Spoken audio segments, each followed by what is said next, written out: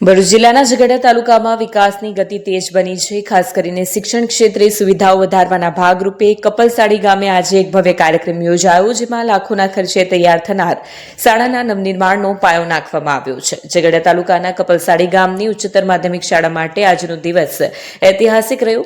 આશરે ₹1.93 કરોડના માતબર ખર્ચે તૈયાર થનાર આધુનિક બિલ્ડિંગનું ખાતમુહૂર્ત ઝઘડિયા વિધાનસભાના ધારાસભ્ય રીતેશભાઈ વસાવાના હસ્તે શાસ્ત્રોક્ત વિધિ દ્વારા કરવામાં આવ્યું. આ પ્રસંગે માત્ર ખાતમુહૂર્ત જ નહીં, પરંતુ ઉપસ્થિત તમામ મહાનુભાવો અને ગ્રામજનોએ એકઠા મળીને વડાપ્રધાન નરેન્દ્ર મોદીના કાર્યક્રમનું જીવંત પ્રસારણ પણ નિહાળ્યું.